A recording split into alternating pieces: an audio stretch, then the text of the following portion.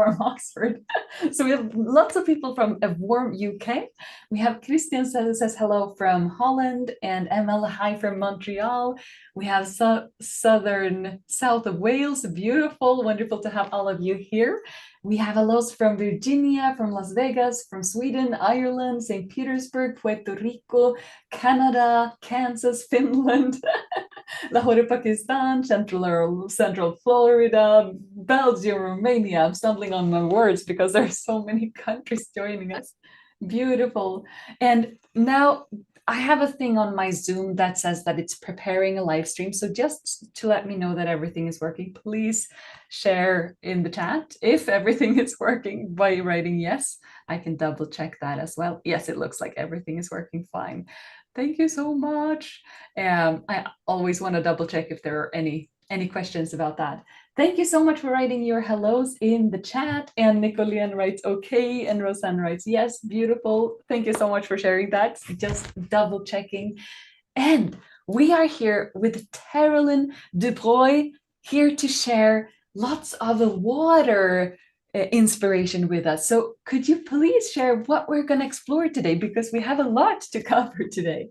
We have a lot to cover today. It's so exciting, and it's going to lead up to that great live workshop that we're offering in Mexico. But water takes on so many different characteristics. It's one of the most complex items that we can ever paint because it reflects color, it refracts color. You're looking down through the water, you see what's underneath it, you get ripples on the top. I mean, it just goes on, and there's so much to cover and so many possibilities. Thank you so much for that. I hope everyone is super excited. And because we have so much to cover, we're going to dive straight in. So warmest welcome everyone to this watercolor online workshop called Why Does Painted Water So Often Look Like Flat Blue Paper? And we will discover the reason and explore that today with Terrilynn. And she will share how we can turn a still river into light and depth live, decision by decision, together for us and with us. And before we begin, please share in the chat, when you paint water, do you dive straight into color, into painting it, or do you plan it out first? Do you do preparations of any kind? Please write in the chat so we get to see. There's a bit of a delay, which you will notice that when I read the chat, it's going to be a bit like, hey, I wrote that a while back. Wonderful, Isabel. Greetings from Galicia. Wonderful. Dive, says Gary. Kate says planner. We have one of each. Hi, Anita. Good morning. Lots of hellos in the chat as well. So I will go back to the chat in just a moment. Both plan it out. Wonderful. We have both of these types of people in the chat. I don't like to draw, so I just do some reference lines, then I start. Wonderful. Straight into color. I'm a diver. I plan. We have both of these groups here. Beautiful. And while you prepare your minds for this, I also want to share a few logistics. This workshop will last for probably around 2 hours. There are moderators in the chat to help you, and therefore we invite you to use the chat, take advantage of us being here together. And if this is your first time at this kind of an online streamed workshop where everything happens right now and you can't pause, please feel free to watch now and take notes and ask questions. You can practice afterwards at your own pace, together with the recording that you will have access to for a limited number of hours after this workshop. So you don't have to keep up with Terrilynn, you can do this at your own pace later. And our goals for today is that you will take away, first and foremost, watching Terrilynn paint a full still river scene live together with us, where you get to see every sketch line, every value, every color decision up close in real time. Also get to know how she reads a scene before painting, reading where the light falls, why the reflection sits where it does, what to keep, and also what to simplify and what to leave out. And learn how to move from sketch and planning and value studying into confident watercolor painting with color, instead of guessing from the first brushstroke. And also discovering several ways to express water. That's something that we're going to talk about and explore together as well. At the very end, we have time for the questions that have not yet been answered throughout the workshop. And we also have several ways of going further with Terrilynn if you want to. So today, you are at this online art workshop where we get to plan and paint this still river scene with Terrilynn. And then you have the chance to go deeper through online courses, so pre-recorded courses that takes you much, much deeper into watercolor, into planning, into exploring the possibilities of watercolor. And we also open up right now an opportunity to join Terrilynn in Mexico for plein air painting together with like-minded artists on a beautiful trip later this year. We will talk more about the details later. Let me just take a look in the chat. We have sketching, we have both, we have plan, sometimes drawing. Wonderful, thank you so much everyone for sharing. Plan, diver, straight, all of it. And this workshop is perfect if you feel that your water tends to look flat. You painted blue, but it just sits there and it lacks light and depth. Or if you feel that it's hard to know what to leave out and you want to capture everything and it just gets confusing and overwhelming. Or if you can copy step by step and it kind of works, but you don't know why it works, so it's hard to repeat that on your own paintings from your own references. Also, if you jump straight to color and you feel that you easily get lost, this is going to give you some hints and tips and tricks. And also, if you freeze on your own reference and you want to have a plan and you want your paintings to feel intentional instead of a random copy of a photo. So if you can recognize any of these, please let us know in the chat while I introduce you to our wonderful instructor, Terrilynn Dubreuil. She's a BFA from the University of Maine with a postgraduate study at the Maine College of Art and further master level work. She's a signature member both of the Pastel Society of America and the Pastel Society of Maine. She has won first place in IAPS exhibit in 2023 and several other things as well. She has beautiful diplomas and awards under her belt, and she has also recently become a Master Circle member of the International Association of Pastel Societies, one of the most prestigious honors in the pastel world, recognized internationally and very hard to achieve. So please drop a hooray or some kind of party emoji to congratulate her on this great honor. Super happy to read this, Terrilynn. So happy for you. Thank you. Thank you. And while we congratulate you on your pastel success, let me ask you, why are we here focusing on watercolor? Because you have these two mediums in your heart, teaching both of them, loving to paint both of them. And today we're gonna dive deeply into watercolor. How come? Because they're both so immediate and so beautiful.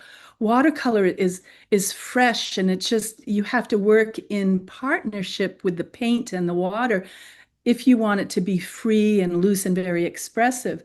Pastel is it's the purest medium there is, with the least amount of binder, and I can be very expressive. And another thing is they work well together. I will do underpaintings, as one of my paintings over in the corner there, in watercolor, and then put some pastel over it. They work well together. And just one more little thing is that the way we approach each of those mediums is almost totally opposite. In watercolor, you have to leave the white and you have to think almost in reverse of almost any other medium like oil or acrylic. And I was an oil painter. And in pastel and oil, you work. So in watercolor, you leave the white and work into the darks, where in the others, you start like in the medium tones and you have to work. So it keeps my mind active and engaged in learning and challenges that really help me in my life. Thank you so much. And that's you have so many congratulations in the chat, Terrilynn. You don't know. There are so many congratulations. What an accomplishment. You earned it. Congratulations. I worked hard for it. Yes. Wonderful. And Terrylynn's approach is first and foremost over 40 years of professional experience creating and teaching fine art in person as well as virtually to people of all ages. Light, color, and texture are my main tools, she says. It's color-driven, expressive approach where the medium gets to be celebrated. And she's already Artefacto's own curator and so well trusted and loved by our own students long before these courses were created, which is such a beautiful thing. There's such a deep relationship between our students and this beautiful curator and teacher and master that we have here with us today. And here are some of the words that her students say about it. I love all the tips and the tricks and tips Terrilynn teaches. One of them is to paint trees from the bottom to the top of the paper because that's how they grow. It seems simple, but it's very important. And this is something that Terrilynn is great at. She just picks out small tips and tricks that just make sense and are just creating these aha moments for her students, which is so lovely to see, to watch, to hear. And here we have some of the beautiful works of her students. You can see the freshness, you can see the watercolor getting to play and do its own thing. What happens in you when you see your students' artworks, Terrilynn? I'm impressed that the beautiful artworks, and it encourages me to keep teaching because however I'm presenting it, they're getting it. And that is vital if they're going to grow as artists, and we want them to grow as individual artists, that they can capture these concepts and actually use them in their own painting. And speaking of that, what is one of those most common things that you see your students struggle with when it comes to painting water specifically? And what is something that changes everything for them? Because apparently something has changed here. Yeah, it's as especially through the mentoring, the curating, one of the vital things that a lot of students lose track of along the way is that strong basic design and the big value shapes and keeping strong values throughout their painting. They start out well, they get their studies going, and then they get busy painting and all of the old habits come in. So hanging on to value studies and design is vital. Thank you so much for that. And I love the teacher in you because you have all of this experience as an artist, but then you have this teacher soul that just wants to get through to the people that you work with, so that they get those most important things and build from there and play from there and explore from there. So it's so beautiful. And we can see this, that being expressive, being playful, and having fun and enjoying the painting process is also such a huge part of the way you paint and the way you create art, the way you create art that gets these awards, and also the way that you teach your students and inspire the people that you work with. And for the first time, there's going to be a chance to join Artefacto together with Terrilynn in an offline plein air workshop. And this is going to take place in December 2026 in Mexico.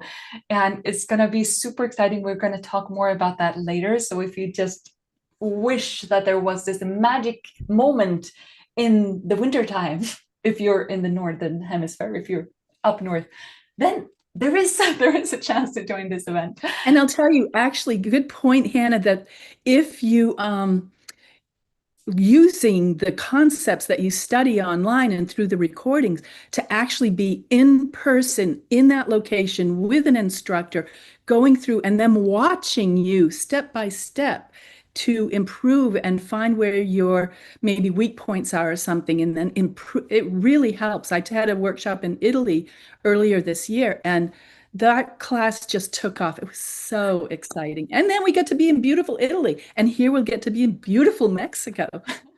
That is so true. It's a completely different experience. And also seeing those small details, exactly how you handle your brush, exactly. There's this additional level of connection and insight. So thank you so much for that thought. And here are some things that make Terrylynn's approach different. First is that she plans before she paints, and she also helps us as followers. Those of us who are supposed to paint along, we get to prepare our minds before we do that, before we jump in. Composition, values, color, they are decided before the strokes, the paint touches the paper so that the painting stays intentional and also gets to be freer, more free, more loose, more vibrant and expressive. And it's also a repeatable design process: format, shapes, values, colors, artistic intent, not a style that you have to copy, a system that you can own and create and tweak depending on your choices and your expression. And she teaches you how to create art and not copy a photo. A photograph can limit creativity, and Terrilynn shows you how to break free from those limitations. You're not here to copy painting today. We're here to understand how we can use planning, values, and color, and how that becomes a painting that carries your own artistic intent. So put a plus in the chat if you're ready to dive into the world of watercolor together with Terrilynn, because the time has come for the first out of two practice parts. So this is going to be preparing our minds, and later in this workshop, we will paint this beautiful reference in color. So I'm going to hand it over to you now, Terrilynn. And I am going to go right to this camera, actually. Okay, I thought I would simplify it. So just these are the tools I'll be using today, my main tools, a flat 1-inch brush that has a nice chiseled end. And before you start painting, you always dampen your brushes so they're ready to go. And they're like little sponges ready to absorb the paint. I also have a razor blade for finishing, a single edge razor blade, and a plastic card. That's always helpful. And make sure your paints are damp. If you have not prepared your paints, it's the first thing I do when I open my palette in the morning is I dampen the paints so that they're soft and ready for me to use. In preparing this image here, let me see. I want to tilt this just slightly. I don't really want to show you it's on the floor, but this was my scene. When I went out to paint, I had my sketchbook, and I have tens and tens of sketchbooks. I like putting stickers on them. I have fun with my sketchbooks, and I keep them in the car in a small bag with me at all times. I keep the sketchbook and my plein air tools, which is a small watercolor kit and water brushes.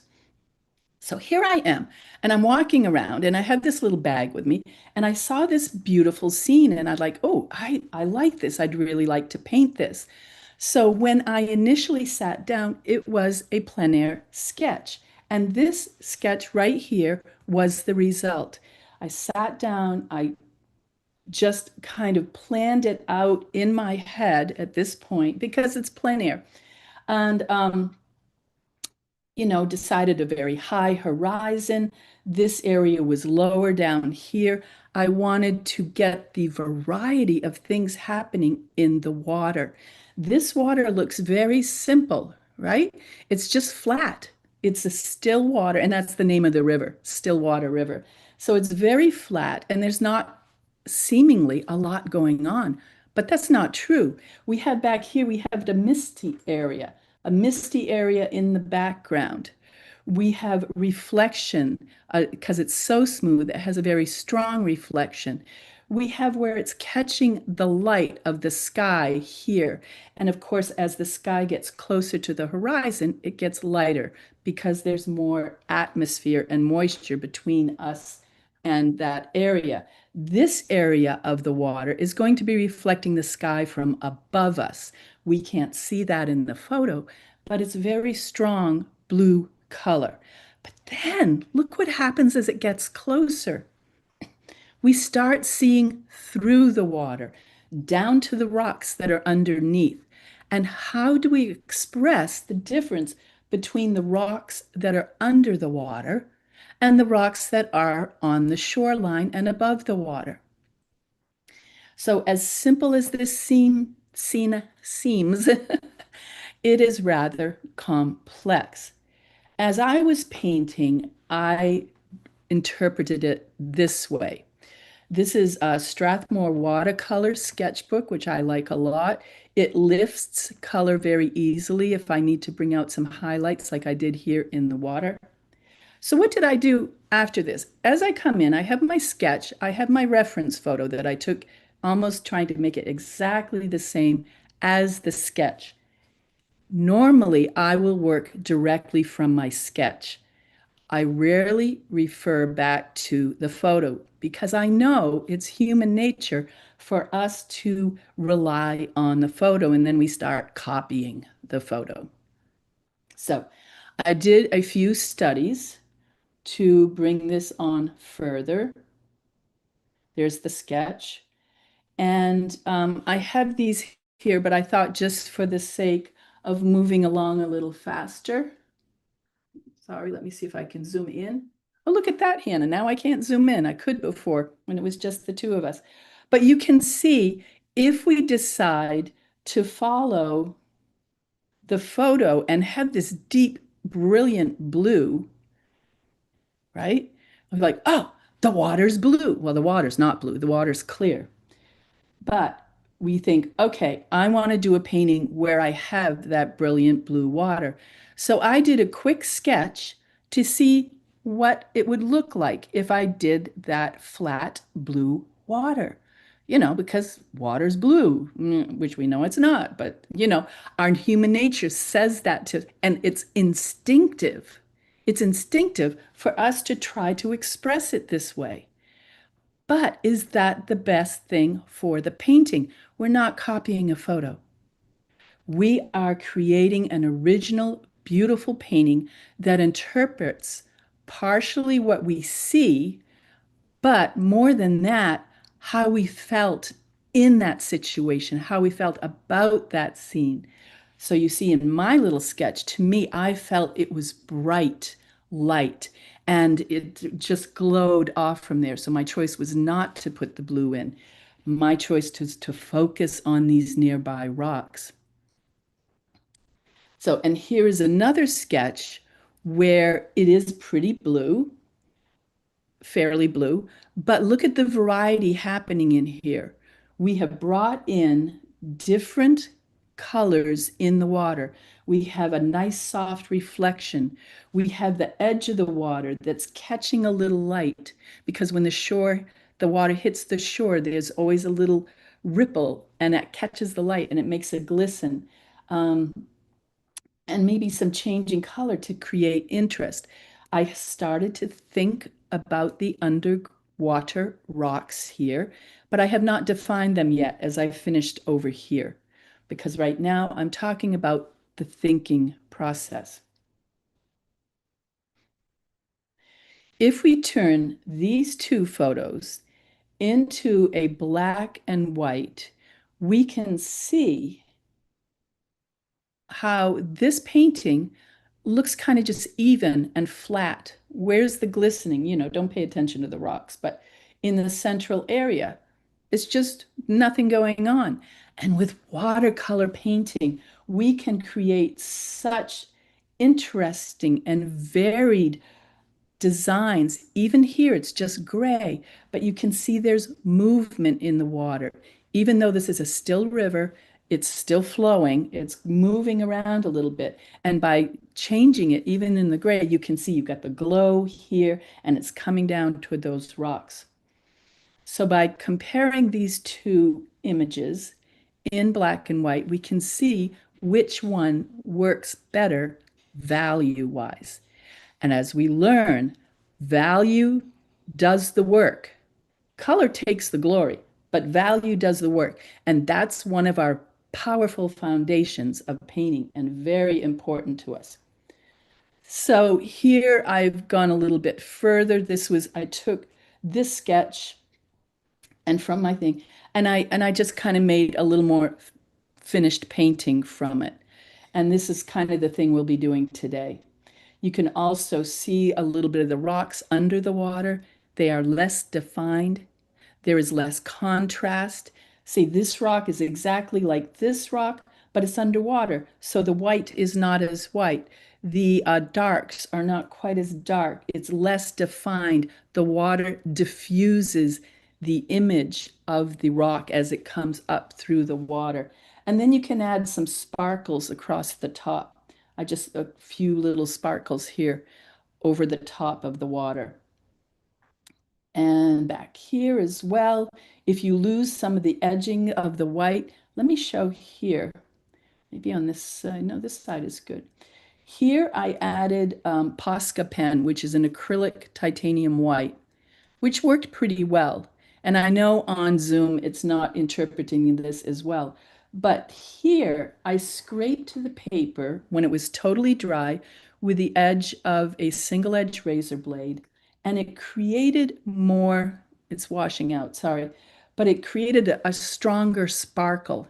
Not just thicker, but it's more brilliant because it's the color of the paper coming through.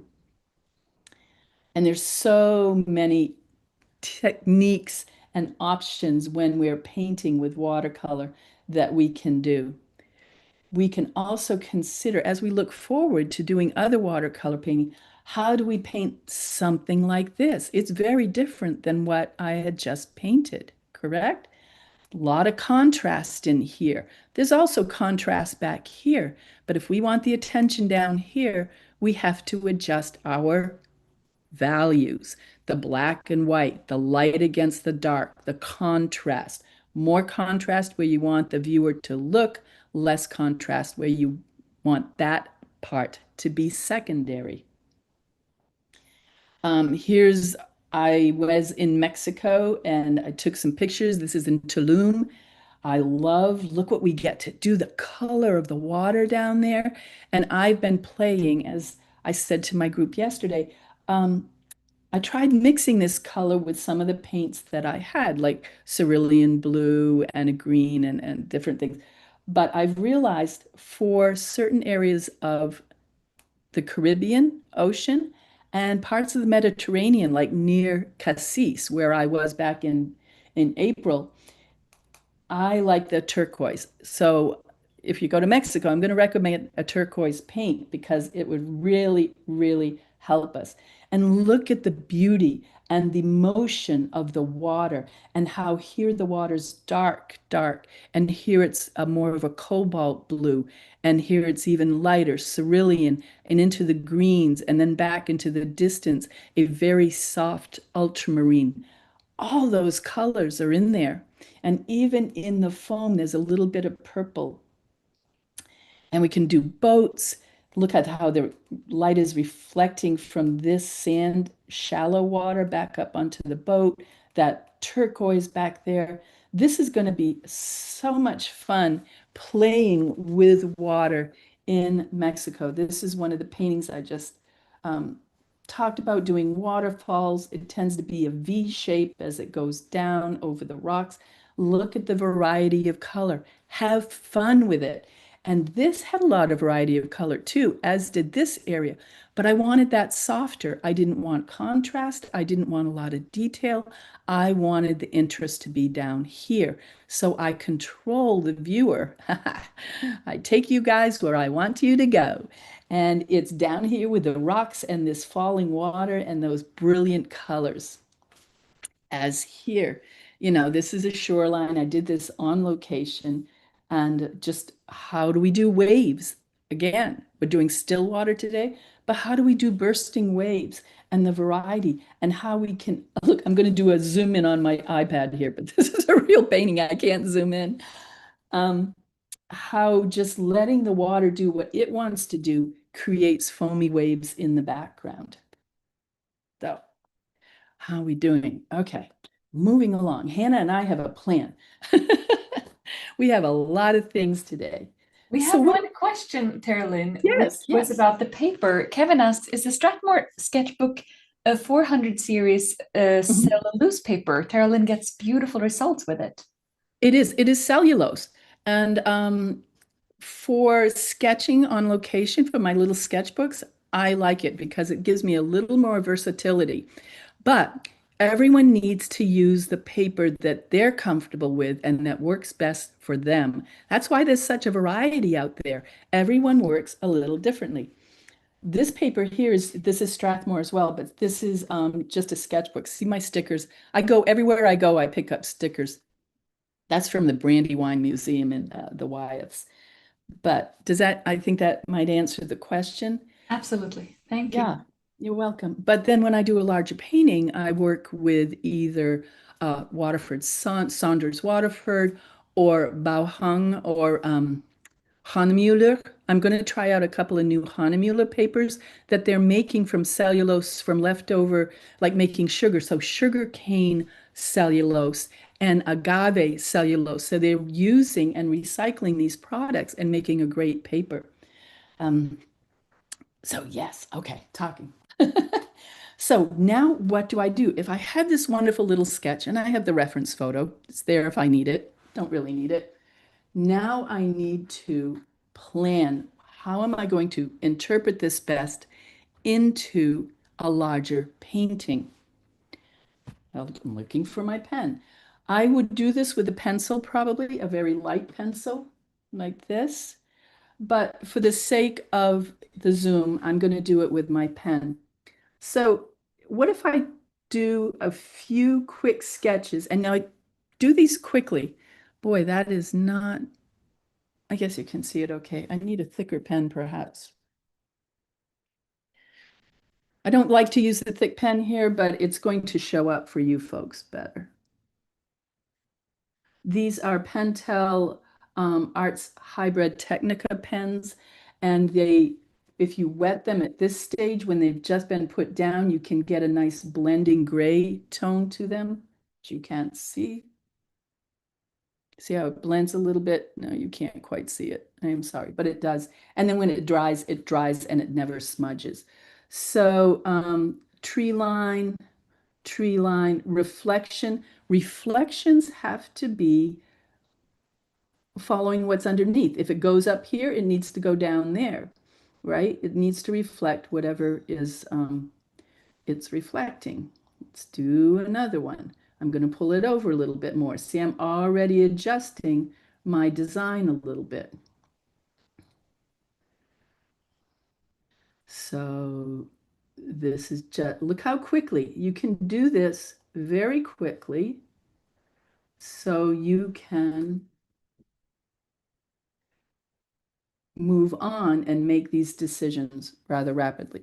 And then down here, of course, we'll have a rock, and I'm going to use more angular lines for this because those are rocks. Now, it seems this is very disjointed, right? We have the top part here and we have the lower part down here. I'm not going to do a good job here. I'm just going to do some quick rocks, big rocks. How are we going to connect those? They're so far apart. And my sketch is, yeah, kind of works together, but I can improve on that. So let's see value-wise. Value does the work, color takes the glory. So I'm just going to start with a neutral tint and my rosemary, my favorite little travel brush here. And I'm going to have different darknesses. All right, so you can see I already have a dark value, a middle value, and a light value. So if I want my light value, say I'm going to have it in the water here. It's very light and it's also in the sky. Then what if I do a middle value sketch back here? Whoops. And middle value in this area. And what I'm showing you is that you can do these checks. I'm trying to control that in a very short amount of time. And then what if I make it darker and more contrasty down here? Okay, that's very disjointed and I can see it immediately. So I want to connect it somehow with perhaps a middle value of some color in there. That is not showing very well on the Zoom. So even just by enjoying this stroke of the color coming down of the water, it starts to connect the top and the bottom. Bring this a little darker. Okay, I'm going to try again. This time, what if I make the water the most intense aspect of the painting? See, and you can do it. So we're like, oh, there's a brilliant blue sky. Let's get that brilliant blue sky in there. I wanted that more intense. As I'm looking on Zoom, it is just not interpreting my value as it is in person. And then we can have the distant trees be lighter as they fade in the distance. And maybe a middle value up front with a lot of contrast, light and dark. So already we have two possible ways of interpreting our sketch. I don't think either one of those are really working, so I'm going to try another. And it's important, it's good to, okay, let me think. It's good to get these down quickly. I'm going to start back here, more intense.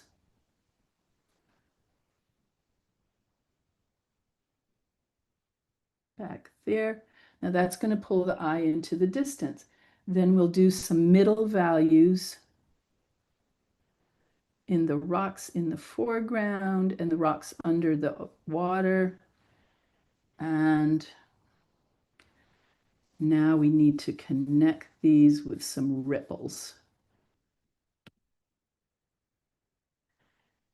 There's more connecting on, it's interesting. Oh, I know it's because it's wet. See how I'm connecting those areas by just a beautiful brush stroke. Allow your brush strokes to be expressive. So let's say we like this top one. I'm going to add a little color in there, just a little lightness there. I'll send these photos later so you can see them because the water is reflecting the light and it's not showing you the correct value. But now we need to decide on a color. What do we do? Let's say this is kind of fun, this one up here. I touched that. I don't want that in the sky, but you take a chart like this, and we can take those, we have like 4 values. So we have the dark value of this area here. We have this middle value here. It's about that, a little darker, just a hint darker. We have the value of this area. Let's see if I can get that right. I check it off to the side. That looks pretty good. And then we have our very light area. All right, so we have 4 values.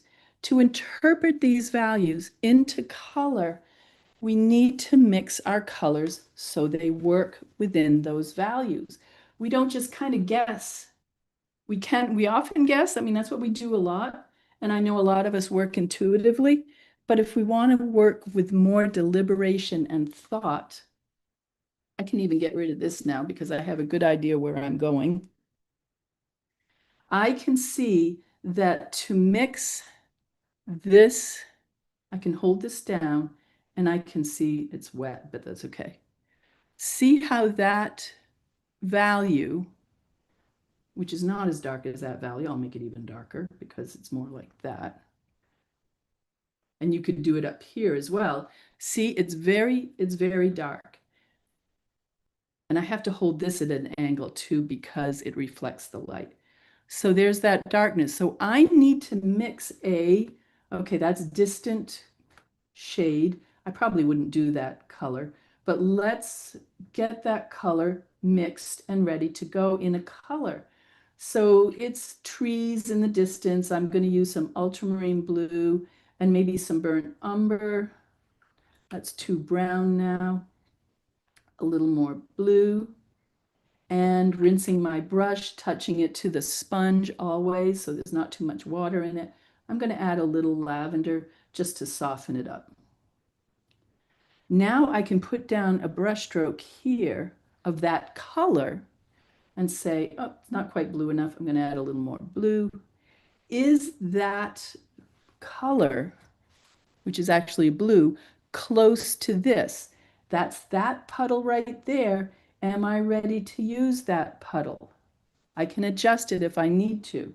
A little more blue.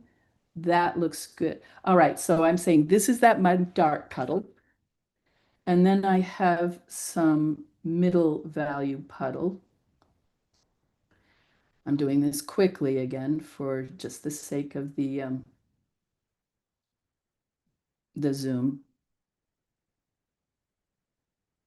So we can see this is lighter than this one because we're comparing it with the value beside it. And this is a good way. If that's not quite light enough, add a little more water to lighten it a little bit more. Okay. And then our lighter area, that middle kind of blue, I'm just going to grab some color that's already here. Nice cobalt. And we need to adjust this cobalt. Let's add a touch of green to that. To be this value, we need it to match that value. So we know that this pile is going to be good for that middle value. And then the light, we're going to leave water. Okay, we're just going to leave the white showing. So now we have this comparison of our colors into our, and this is one of the trickiest things for students to do.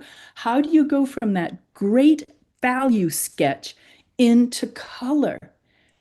I don't know why, but it's that transition is hard, and we need to work at this often. So, okay, I'm going to do a quick. I've lost the strength. Whoops, where am I? Here I am. So the shoreline back here, I've decided that's that nice strong one. A reflection. See how I kind of skip a little line there to make that reflection.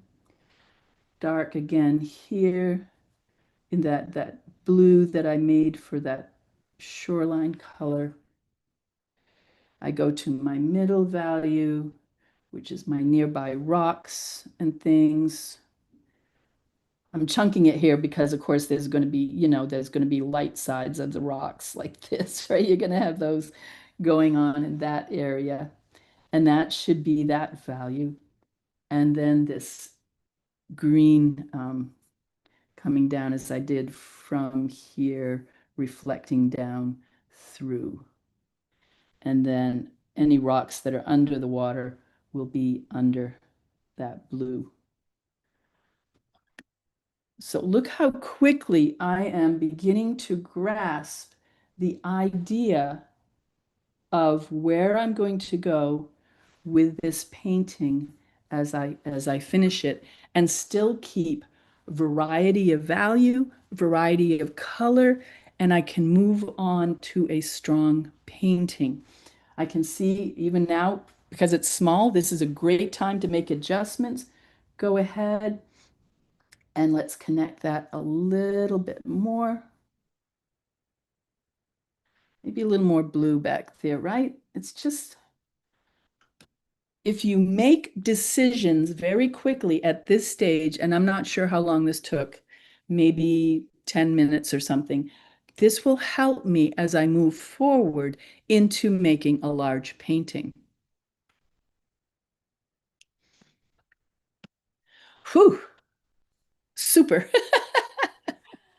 You How to feel do a demo in 10 seconds? No. Woo!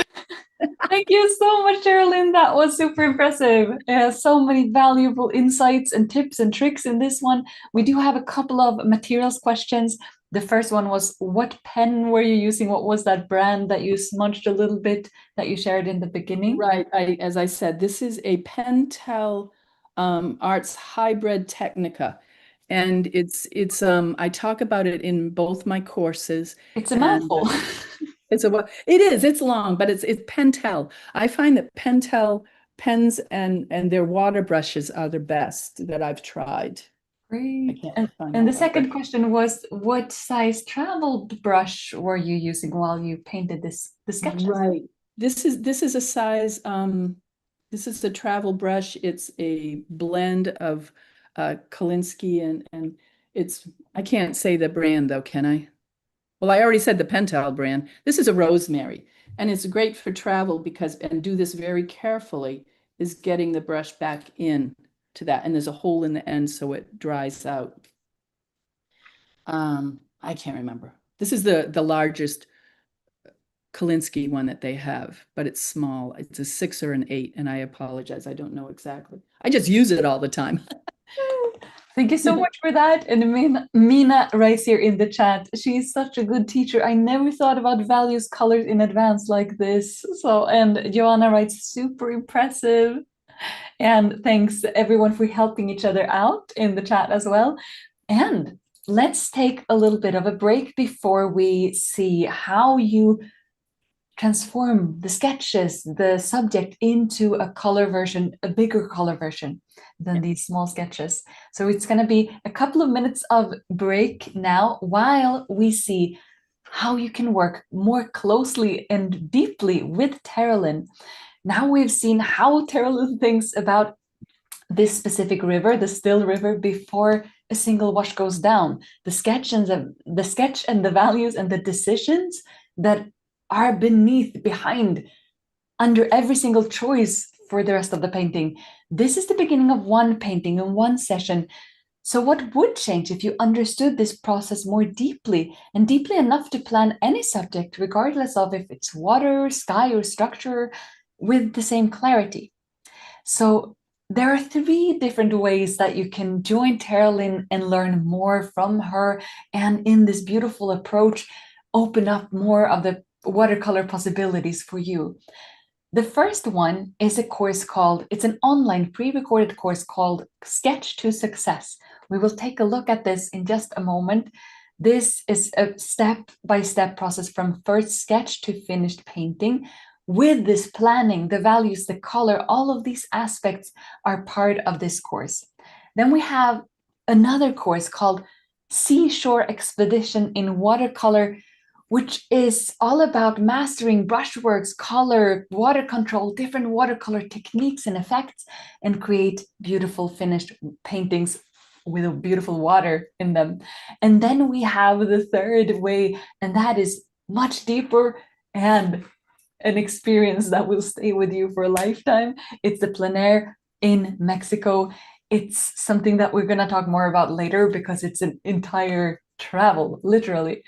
But let's first see what these watercolor online courses are all about, who they are for, and what we learn in each of these 2 online courses that Terrilynn has prepared for you guys. The first one is called Sketch to Success Confident Watercolor Paintings. And Terrilynn, I know that before you created this one, there was a clear teacher urge that drove you to create this particular course. So can you please tell me a little bit about how this course came to be created? The first job I had with Artefacto, of course, was doing the curating or the mentoring. And I noticed as I worked through all the different teachers and the students would submit their work for critique or feedback, that there were some fundamental elements and principles of art that were missing. They had been skipped over somehow.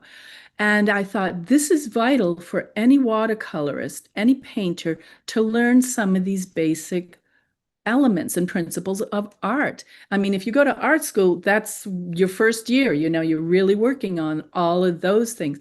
So I tried in this to take people a step back, fill in some of those aspects that may not be acquiring in a big course.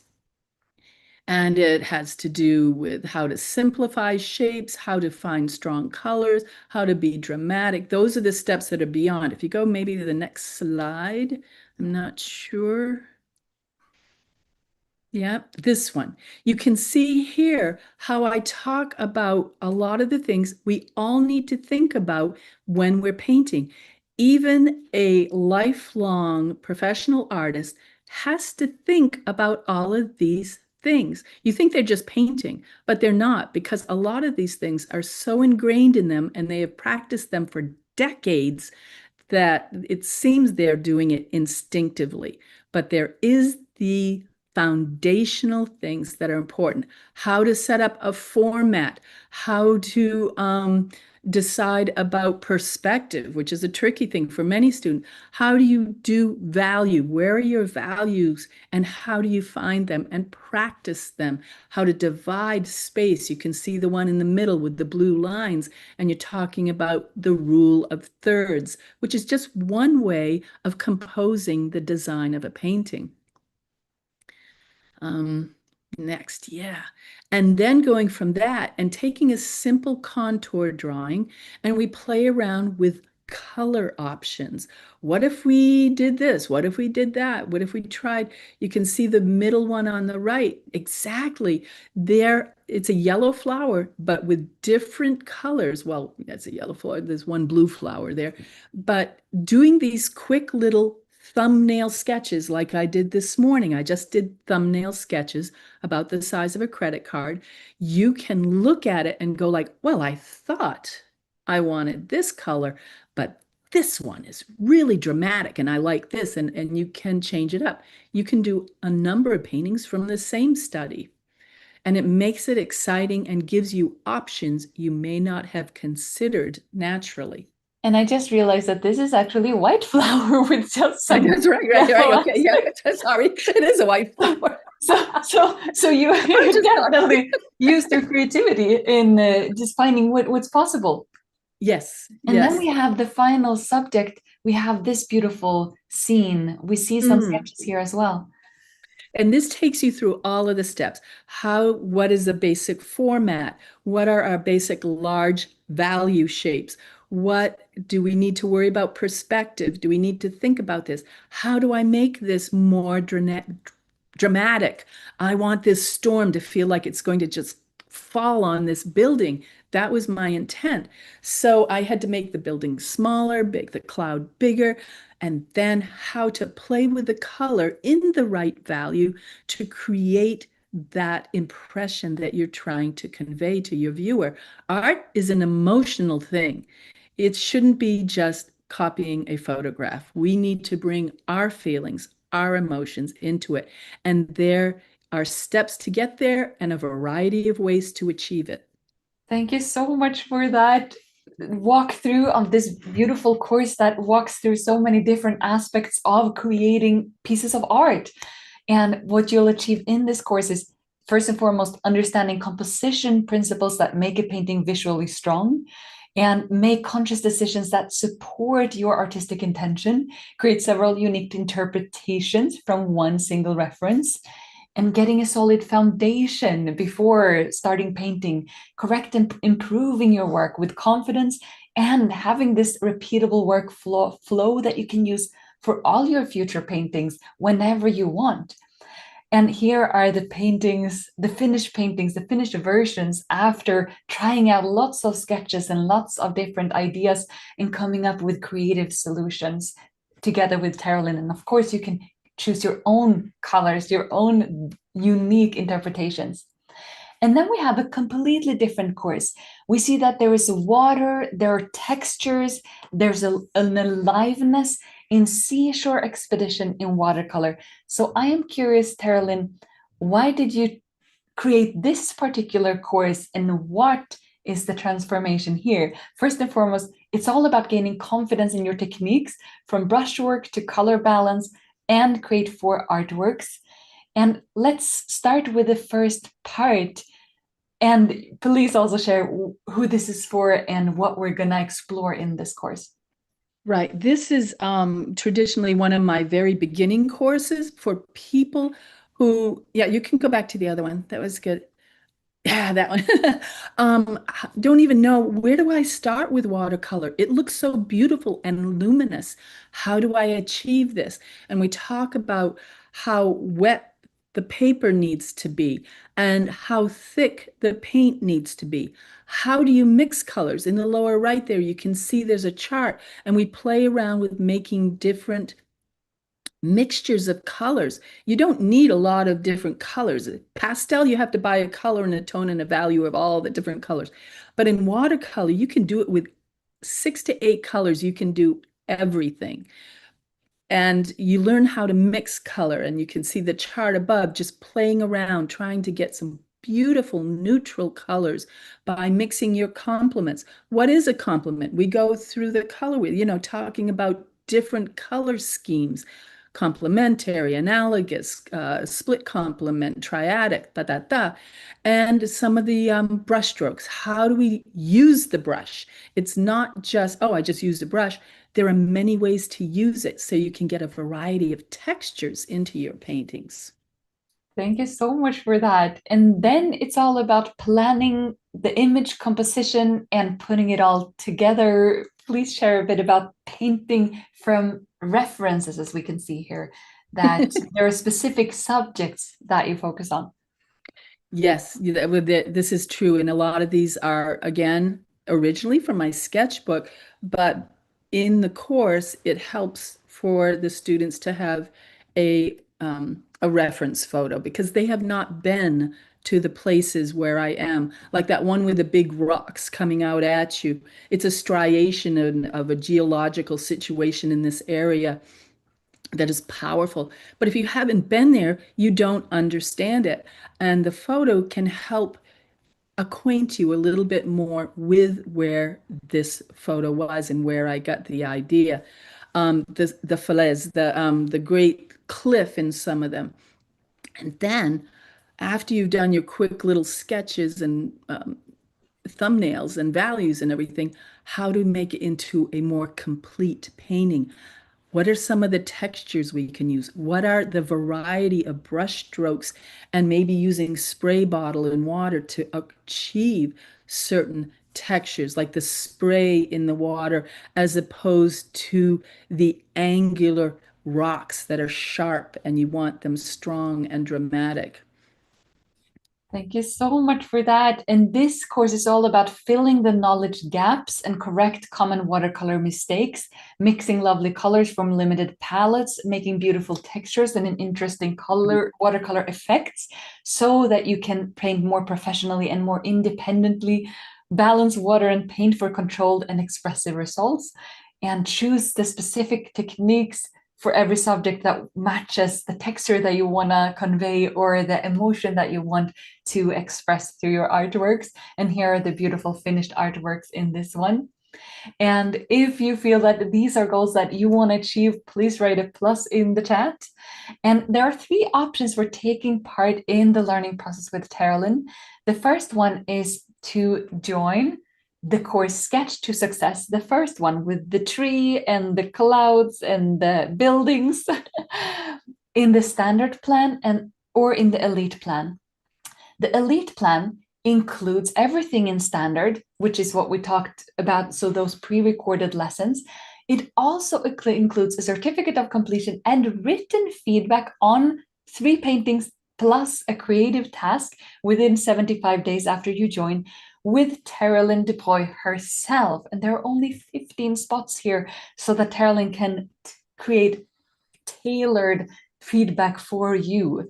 So those who want to be part of the journey together with Terrilynn through her written feedback, the elite plan is the one for you. And you can see here that there are lots of different prices here. And this price that is highlighted, the big one, that is the price that will happen if you press the join the course button and press the elite plan right now while we're still here in the live stream format. This is the best way of joining. After this live stream, the price will jump to this one, and after the launch, the price will jump to $159. So you can see here that there are 3 prices, and these big ones, they're only relevant now while we're having this conversation. So please scroll down, and below this video, there will soon pop up a button so you can click it and join Sketch to Success. Then we have the same type of pricing plans for the seashore experience. Now, expedition, which will be a seashore experience as well. And there we have also the elite plan. And here you can see it's only $102.6 or euro today. There are only 15 spots. This is also including Terrilynn Dubreuil's written feedback on your artwork. So on the 3 finished paintings, plus on 1 creative task. Then we also do have a standard plan. If you don't want any feedback and you want to do this completely independently, and both of these include lifetime access to the video lessons, then you can join the standard plan. So here in the standard plan sessions, you can read more about what's included in the standard. And then here, the elite includes all of that, including the feedback and the certificate of completion. And the price will go up after today's session. You will first jump to this price and then do this price, or in this case, from this price to this price to this. And we know that the elite option is such a game changer for so many students. It changes how fast you grow, how motivated you are, how much insights you will get, and how much momentum you will build. It will be an individual process tailored to you. So it's the game changer to join with individual written feedback. So if you want that additional support, and Terrilynn is well known for her wonderful, kind-hearted, warm support that helps people grow, and she's so kind and sweet, so you're in very good hands if you join this offer. And there are only 15 spots on the two elite plans, or respectively the two elite plans. So it's a unique opportunity to learn from a master and receive individual feedback from Terrilynn herself. So if you scroll down, there will hopefully by now be a couple of buttons there. Yes, there are. Wonderful. Thank you for that. You can see the course options there. You can read more about them, and once you have clicked the pricing plan of your choice, that's when the live stream price will be visible. We also have the complete path from first sketch to your own voice, which is a course bundle of both courses. So if you get both of them, that will be without the written feedback. But check the price out. This is a great chance for you who are an independent learner who wants to learn all of this from Terrilynn and go through this at your own pace from the comfort of your own home. And how you pay is that you choose the pricing plan of your choice by clicking the relevant button below this video and the relevant pricing plan of your choice. And once you've pressed that, you can pay via bank card or via PayPal. It's a secure payment. And after you have done that, you will receive an email with access to the course. So you can get started straight away and have lifetime access to the course material. And in case if after a couple of lessons you find that this approach is not going to give you the results that you want, just write an email to the Artefacto team, and within a couple of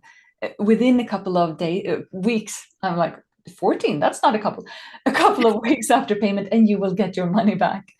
And now, with that being said, if you want to join the elite plans, please do so now so that you get one of those spots.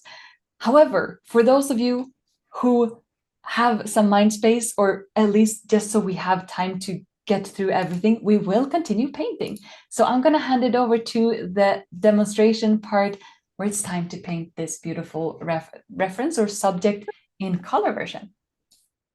This is where we hope it comes out right. And it's fascinating. I look at the prices that Artefacto is offering these courses.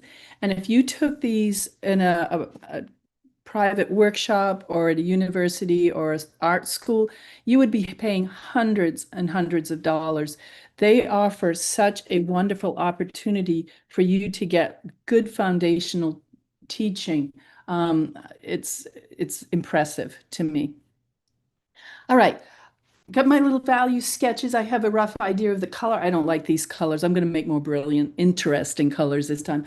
I think I'm still going to use basically this value sketch with the water being reflective of the light of that bright sunlight. I want a bright sunny day instead of like this would be just darker, like if it's a cloudy day or something, you'd probably get something more like this.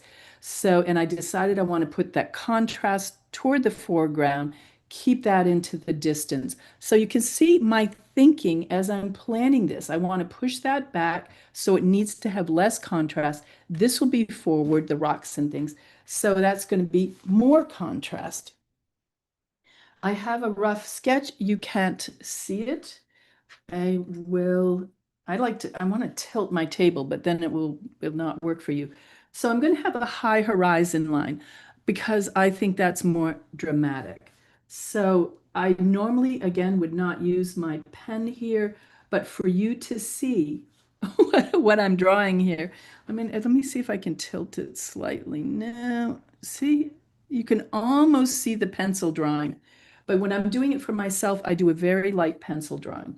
So here's the shoreline. I want it to come across. I want to vary it. So I'm going to push it up a little bit here and maybe up a little higher there. So it's not just one flat area. This is that other distant shoreline back here. It's a little higher because I'm a little above the horizon, so I'm looking down on it. And I'm going to bring this shoreline down toward the closer to us. So that's closer. This is just the shoreline. Do you need the photo for me to show you? I don't think you do. You've seen me go through this 20 times now. And then you want to have a rough idea of what your tree line will look like. This one's closer. Remember here, so this is actually going to be trees coming up through here. There's going to be some trees coming there. So I'll make that go up that way. Get my hand out of the way. You can actually see it. There's a little tall tree there. Now I'm doing how far down, like down below there, down below here. The reflection needs to reflect what is above it. And this will just give me a little bit of a guideline. Tree here. These are closer, so I'm going to make it larger. Have a little shoreline here. Then that pops down. See, I have to have that straight line there.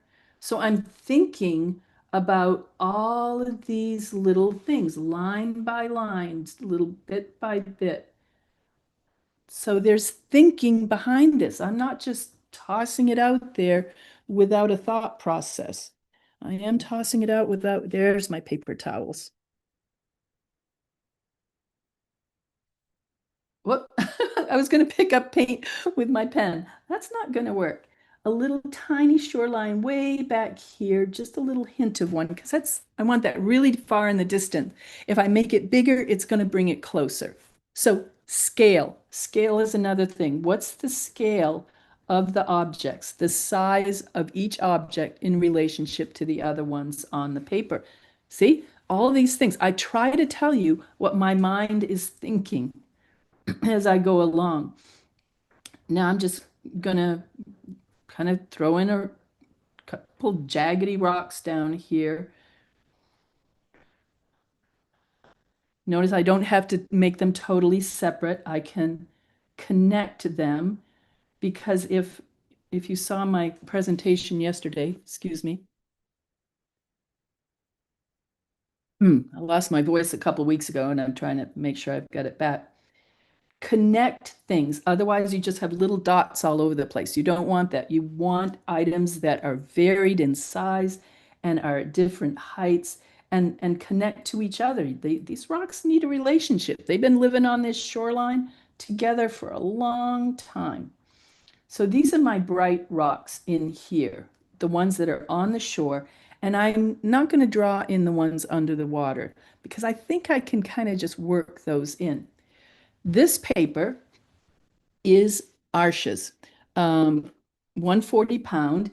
When I put it up this morning, I wet it on the back and on the front, and then I taped it. I had to dry the edges to get it to tape down. Why did I tape it? Oh, I taped it, which you don't normally have to do, because if you notice, I'm on a textured background here so that it doesn't reflect in the camera. See, if I put it on this side, see the reflection?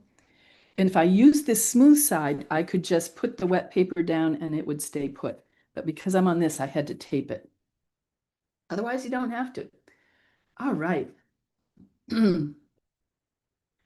Now we need to, I have planned, thinking about my values. These are the ones right here that I've planned. So I'm going to start with the light. And I want this to be a beautiful, bright, sunny day. I am going to, let's see, I'm going to think about this, but I'm going to wet my paper. I'm going to just take clear water because my paper is dried, got the air conditioning on here and it's dried up my paper. And I'm just following my brush along that, roughly along that tree line there to wet the sky. So the sky is wet. Here I'm going to do the same, kind of wet this area of the paper.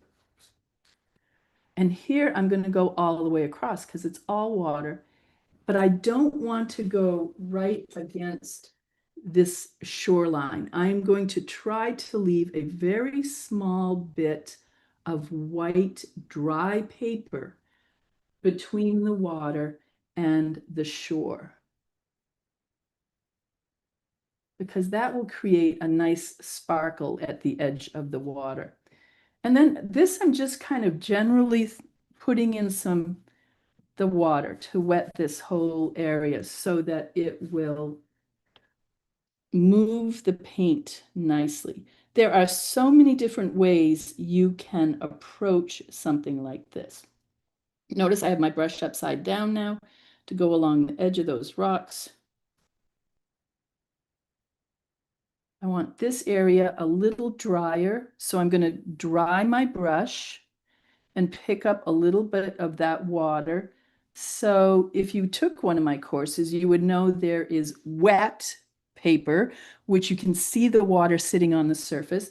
There is a sheen, which is back here where you can see the water, but you can also see the texture of the paper. There's matte where it's beginning to dry, so you don't see the water so much. And then there's absolutely dry areas. So I try to simplify it to 4 wetness values of the paper. And now I'm going to, while that's soaking in a little bit, let's get some beautiful bright color. We don't want it too bright. Remember, we're going to have this reflect the sky. We And do have instead, a suggestion from Lana, and that it would be lovely if you could share info about the specific paints that you are using, oh, my paints. the Oh, specific colors. yes, I hadn't gotten to the colors yet. I'm doing that right now. So thank you. I have mostly Winsor Newton. I have some Daniel Smith, different things. This is cobalt, so I'm bringing out the cobalt. I thought I said cobalt, but maybe I did not. Nice blue. This green is like either a sap green or gold green by Daniel Smith. I like that. I call it my cheater green because green is the easiest thing to mix. It's one of the easiest colors to mix. And let's see, what did I have? This is that turquoise. I'm just bringing a little that down because that one's fun. It's just a little fun. And maybe some cerulean up here. So we have a number of blues here, but we don't want it to be just blue, right? We're going to eventually pull in either some burnt sienna or a little light red as we come where the ground under the water starts to show up. So sunny day, I want it fairly light. I'm going to mix in a bit of water. I can test my color here to see what the value is because I have pre-planned my values. I want to start back here lighter and just dance that brush across the water. Don't worry about making it perfect. This is water. It's beautiful. It's flowing. This will dry lighter than what it is here, because I do want this to be one of the lighter areas of the painting. As we get closer and that brown is underneath where the rocks are, woo! It actually takes on a little more green color because the brown of the underground dirt is in the yellow family. So it will appear a little more green. So I'm just kind of playing with this color. It's rather fun. And yours don't have to look like, don't try to copy mine, right? Try to create your own beautiful painting. I'm adding now a little more cobalt to deepen it where the reflections are. And I'm just going to let it blossom out and create a nice reflection in the water. And I'm not going to be able to totally control that, and that's okay. You know what I forgot? I forgot the sky. So let's go back into our cobalt again. I want it lighter near the horizon. While I'm doing this, I'm also putting a light blue in, but I'm also wetting this area again because it dried rather quickly. And then I can add a bit more of that cobalt into the sky. Just, don't worry about the brush. The wonderful thing about watercolor is how free it is, and it's just relaxing, and it's very, very beautiful. Now I step back a little bit and I examine where this is. I don't want to mess this up too much because it can start creating lines. But here's another thought. While I'm waiting for that to dry as my light area, I can take a dry paper towel and fold it to like a crisp edge where it's dry and just touch it in a couple spots to create some ripples, just light ripples on the paper. Now I think, what am I doing? How is it coming along? Is it moving in the right direction? What is my next step? It's very wet back here. I think I have this great, you know how most of the teachers have the hair dryers? I found this wonderful little portable fan that's rechargeable online, and it's nice and quiet, and I can keep teaching while I'm drying. So that's kind of fun.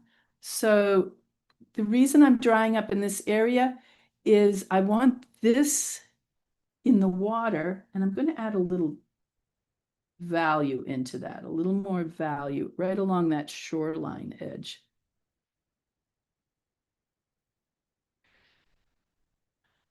Little warmth here. There we go. While it's still wet enough to kind of blossom in. I can be thinking, and you're keeping an eye on everything in the painting, what's happening here. This is beginning to dry, so I don't want to touch that. I want a fairly sharp line at the top of the trees, but the trees that are in the water, I just want them to kind of blend in. I can look at the foreground here. This is drying. And I think and you don't know, everybody's is different at this point. I can see this is at a matte stage. So this might be a good time to just put in, this is what did I pick out? Burnt sienna and a little, I have neutral tint, that's okay, or some sepia. And just different sizes, different areas. These will become the underwater rocks.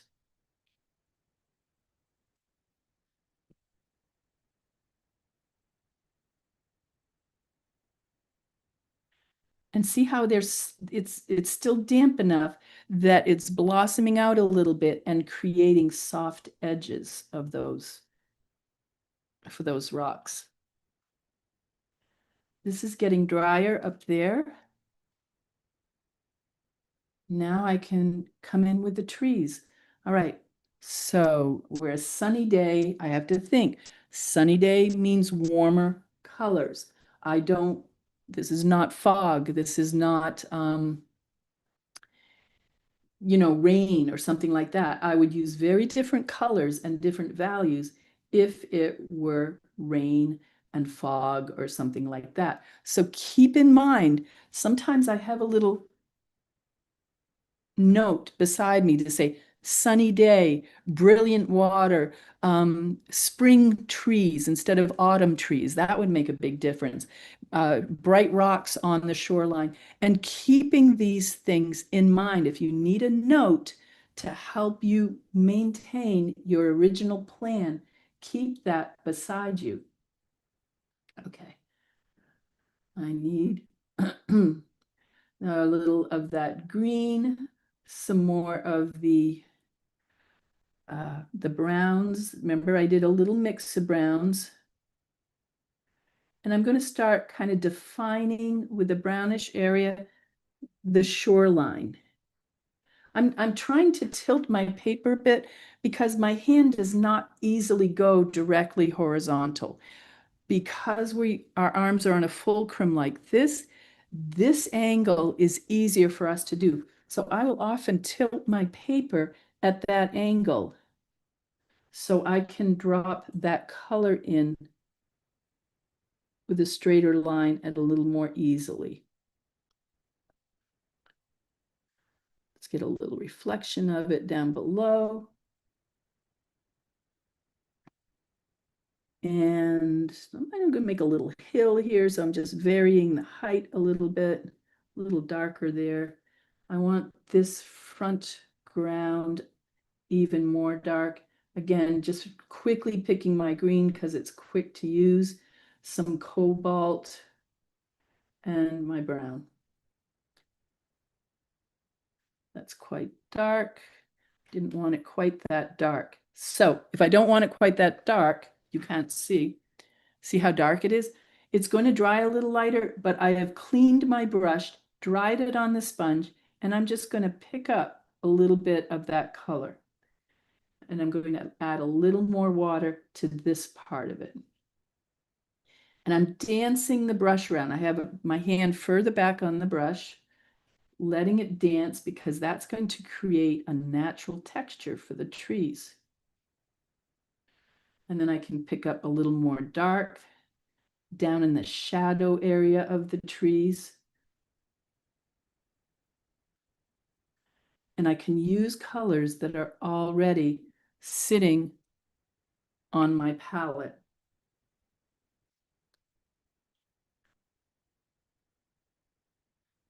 I want this thinner line. And then at the top of the tree, it's catching the light. So I'm going to use the brighter, cleaner green here. And again, just touch it and allow it to find its own spot in there. Now we can see that the reflection is not quite doing what we want. So we can, while this is still quite damp down here, I can bring down a little more of that actual color, and I'm layering the colors now in the trees. So now that looks more like a reflection. Again, I would not have this dark outline of the pen. I did that simply for the Zoom, for the demo, so you could see it. I'm going to add quite a bit. This is lavender, and I'm adding it down into some of that green that I've already prepared for that. And I have to be careful. I want to add it to that distant shoreline, right way back here. Now, this part of the painting is still damp. If I set my hand down here, the natural oils on my hand will leave a mark on that paint. So I have to use my other hand, hold it up above. I've got it curved like this, and I'll have it up above the painting to rest this hand on so my skin is not touching the painting at all. Look at all the little tidbits of knowledge. It's constantly coming in here. Okay, it's a little distant shoreline back there.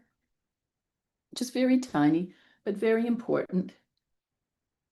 I use some of that pre-mixed of that lavender and green and add a little more green in for this next section. Notice I paint the trees above and then I add a little bit of it into the trees below. See how that's layering in there as the reflection? Checking my time. I'm working on it, Hannah. I'm working, sweetie. This line of trees and the reflection a little bit more. trying to maintain a thin line of light. I see that line get too much to be too much of a line, so I might have to fix that one a little bit. And then this side is closer, so let's add more green, but bluish green. I want it a little different from that because it's catching the light differently where it is. Let's cover up some of that light, get some dark for the under parts of the tree that are in shadow. I can pull out a couple branches if I want, trunks.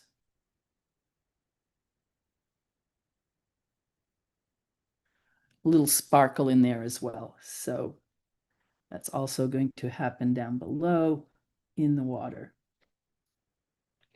But see how the reflections in the water initially were part of the water, and you can think of it. Now I can take my brush, clean, fairly dry, and if I want, I could drag, just skim across the top of some of this paint to make that reflection drag down in to the water a little bit more. Whoops. And if there weren't that dark line there, that could work a little bit better because that line is quite strong. I shouldn't have touched it. I should not have done that just now. Try to blend it in. So we're seeing some sparkle, we're seeing some color. Squinting down, my value, this needs to be a little stronger value. So I just came over here and picked up that green with the neutral tint that was just kind of already sitting there and had some blue in it, just to deepen this section over here. So you can play back and forth a little bit. Be always aware of how wet the paper is. How do you do that? You tilt the paper into the light so you can see where it's wet and where it's dry. And only you can do that from your point of view. This is a little, I need to clean this up. I have some Naples yellow. Makes a great sand. Checking my time. I'm not good. This is not going to be as finished as we might necessarily want it. That's a little too yellow. So let's add, I'm going to grab some sepia into it. That will either sepia or burnt umber to make it look a little more natural dirt. And again, I'm doing, if you notice, I lay the brush flat here. It's almost flat on the paper. I'm not up on the tip of it to drag it across the texture of the paper.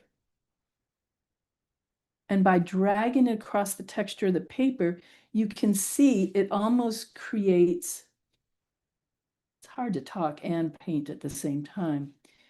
It creates like natural rocks, you know, little dots of rocks and things like that.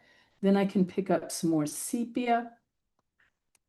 Not that much. Although here, remember, I did want the most contrast here. So while some of that sand is still wet, this is a great time to put in some shadows under those rocks.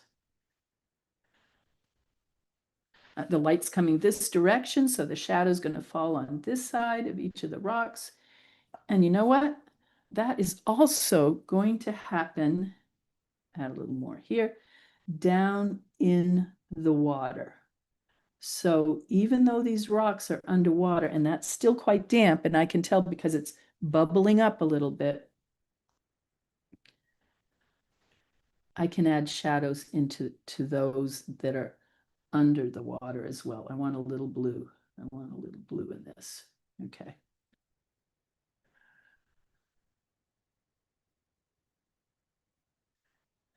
And that dampness will help soften the edges of what I'm putting in there now to make it look like it's underwater.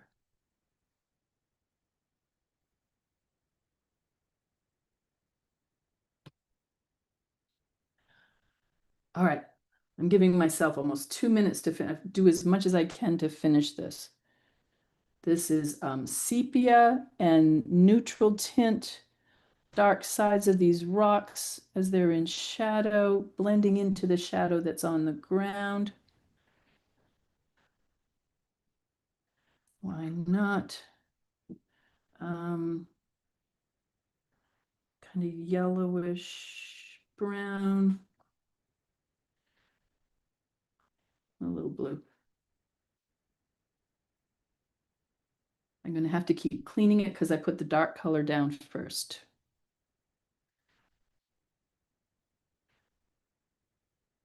So now I'm putting like a neutral, a middle value on these rocks. And I know I'm kind of rushing it a little bit, but that's going to pop those out. Now we have the most contrast here, and then this glowing kind of flowing soft, smooth water there, and then the distant trees that are taking some attention in the distance. Toothbrush is a wonderful tool. We grab a piece of paper. Grab a piece of paper. Now, what's underneath is wet, so I have to be careful. And I'm just going to hold this here, and I'm going to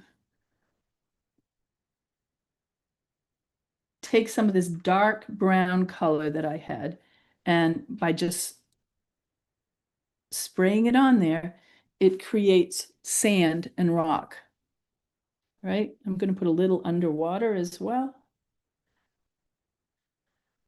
Now, one thing I can't show, at one point, I have to wait for this to pretty much dry, decide on the color.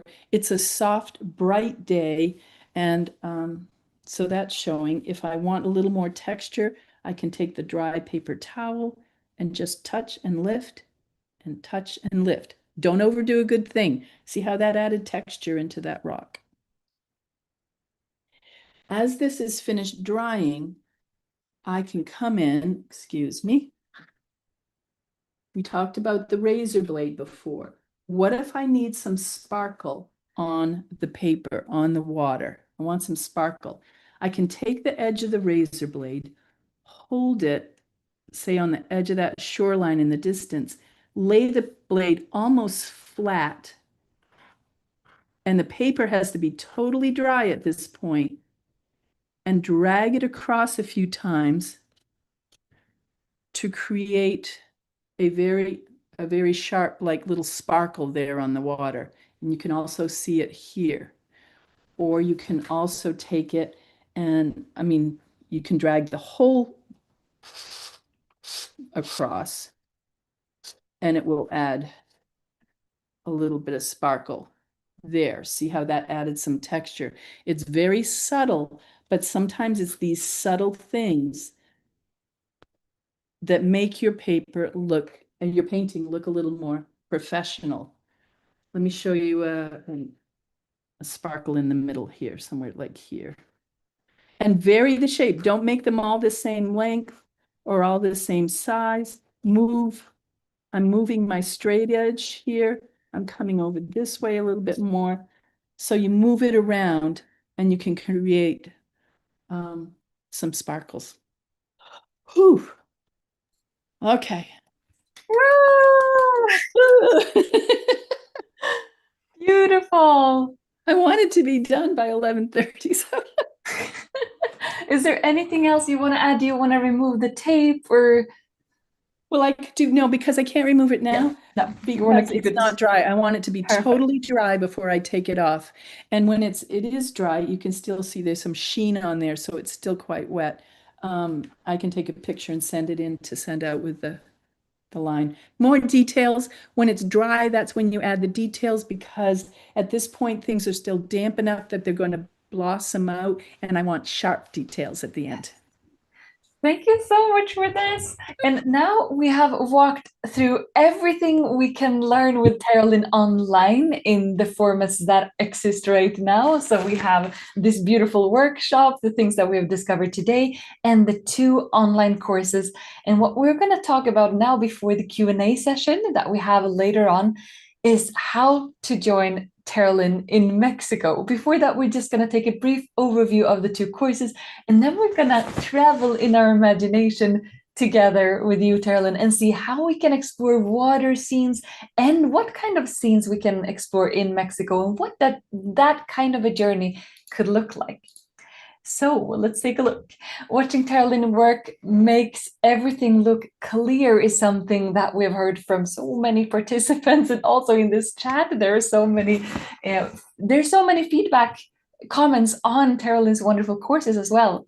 And the question is, what happens when you sit down with your own paper, your own subject, and be building the muscles and the capacity of the know-how of how to approach any subject and create this kind of plan all the way into a beautiful expressive watercolor. That is what the courses are built for. We have the course Sketch to Success. Here's an overview of this course. And by the end of this course, you will plan a painting before touching the brush, the composition, the shapes, the values, the color, moving from copying a photo to expressing your own artistic intent. Knowing how to fix a painting when something isn't working is one of those bonuses that are part of this course, and also complete 3 finished paintings plus supportive studies as well. And the Seashore Expedition was the second course, the one with water and rocks. In this course, you will learn how to handle your materials with confidence instead of guesswork, control water and pigment, the two things that trip up most painters, and also mix and apply color on paper, not just in theory, and also paint beautiful artworks with depth in a process that you can use to repeat on your own ones. This includes no commute, no fixed schedule, no waiting for the next class. As soon as you join, you will have lifetime access. You can start attending the course straight away. That is the framework of these online courses. You can come back to the lessons a year from now or whenever you want, and your access doesn't expire. So these are yours to keep, and you can watch them from from anywhere. You have lifetime access to them. For the elite plan, you will get both the feedback and also a certificate of completion so that you can share with the world that you have worked with Terrilynn. And we also have a wonderful students chat for everyone who joins the Artefacto courses, a chat that is supported by moderators, and there's such a beautiful energy in that group. And the next level is to meet in person, to paint side by side, to get that inspiration that you get when you're in the same space as other enthusiastic people, sharing sunset sketches, sharing conversations, meals, finding people who truly speak your language, and going on a journey together with them. And the 2026 plein air route for Artefacto has been extraordinary. There's been a lot of plein air workshops planned. You can see the whole schedule here.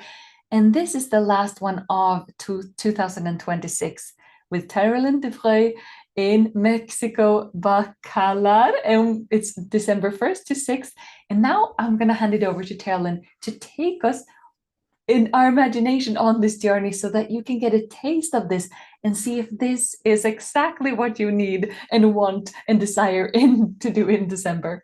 And it's a no matter your level, no matter your plein air experience, and you will enjoy it and remember it for a lifetime kind of experience, because Terrilynn knows how to tailor the teaching to students of all levels, which is wonderful.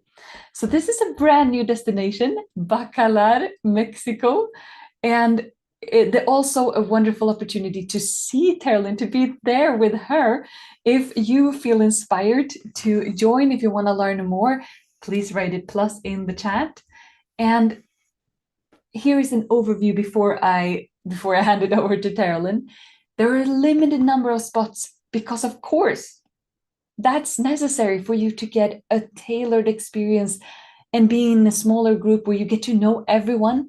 And here you get to develop your plein air skills at an offline workshop in Mexico, guided by Terrilynn, known for a mastery of planning, values, and color, together with like-minded artists from all over the world. This is one of those experiences in life that will fill you with inspiration, energy, elevate your skills and artistic vision, and build confidence for independent outdoor paintings, as well as stay with you as a memory, as an inspiration, as a journey. And we have had so wonderful experiences from previous plein air workshops. So this is a 4-day workshop, 6 days if you include arrival and departure dates. And we paint every day at a new location, or you guys will do that. So all in all, there will be over 8 paintings and sketches in total, You will have direct feedback on all of your paintings from Terrilynn. You will practice your new skills of plein air painting, level up your artistic vision, and have time with fellow students who share your language. And there's such a beautiful location. So first and foremost, Terrilynn, what a wonderful journey this looks like. I am so excited. I am just thrilled to be going back to Mexico. It's been a while. And this area of Mexico is down in the Yucatan, which is the tourist area, but it's further away from the main tourist area.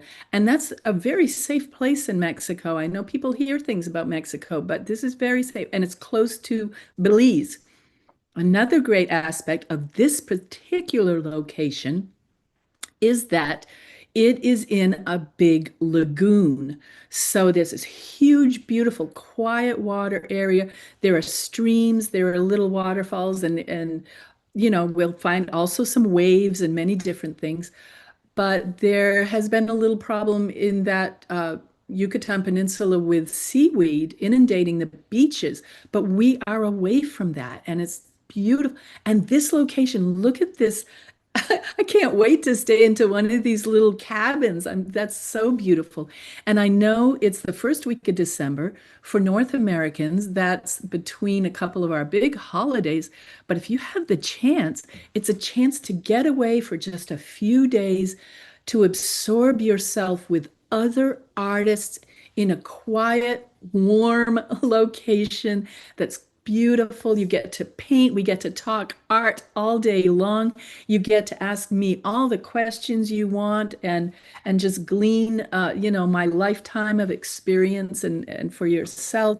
And I get to watch you as you paint on location and in the workshop as we're working there. And I can give you suggestions. When I receive the submissions at Artefacto, they're completed paintings.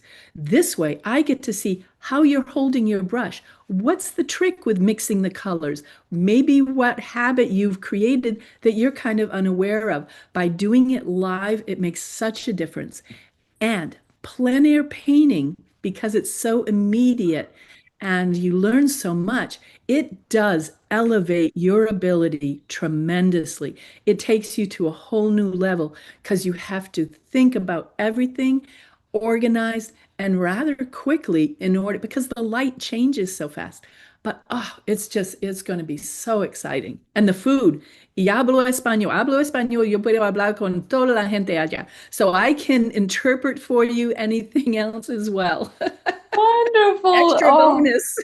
that is a very good bonus. And the logistics of the first day is that you will arrive to at the Bacalar Lagoon, so the hotel. There will be individual or group transfers from the airport to the hotel that is taken care of by Artefacto. So you only need to go to the relevant airport. And once you get there, there will be a welcome dinner, there will be introductions and an outline of the week. And that is December 1st, Tuesday, in this paradisic place. And then on the second day, that is also very conveniently December 2nd, very, very easy. I like this. On the Wednesday, it's going to be an introductory overview of the week, just getting started. And then the session one will be hotel slash cabin setting, best use of photos, sketches, composition value. That is an introduction piece. Then there will be a trip to the town of Bacalar. And then in the second session, you will work on simplified town scene and close-up detail. And we also, of course, have the feedback session because that is part of every single painting day. Is there anything you want to add to that, Terrilynn? What happens on this first painting day?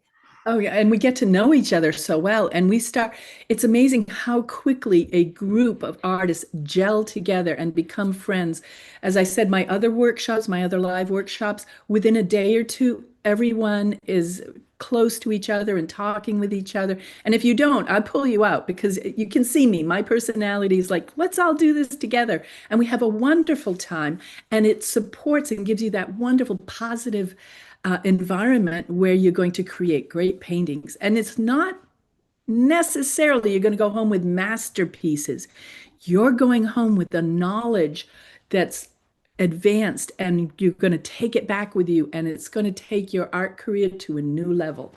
And you can take lots and lots and lots of photo references, so you can complete beautiful studio artworks afterwards, years to come, because this looks like a very picturesque place to be at. So of course the plein air paintings will perhaps not be masterpieces, but they can be the seeds of future masterpieces, together with your photos from this. Right, just like we talked about today. Yeah, you see how I work. I work from my sketchbooks. I go on location, I use my sketchbooks. I do have reference photos as well, but those sketchbooks are vital and they inspire us so much.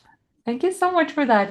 And now, in our imagination, let's travel to day 3, where it's all about sketching los rápidos, the water surfaces, brushwork, color, sketching, and plate painting at Las Cocalitos, water depth, building a full painting, as well as, of course, the feedback session.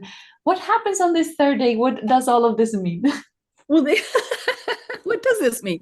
Cocalitos. Yeah, now we're going to work with more moving water. It's going to be a little more variety. There's, and you can see like we worked a little bit today. We're looking down through the water as well. And it creates some places there's rocks, some places there's plants, and other areas like this, the bottom one, there's that white rock under the water. How do we paint that? How do we describe that in our artwork so it makes sense to a viewer looking at it?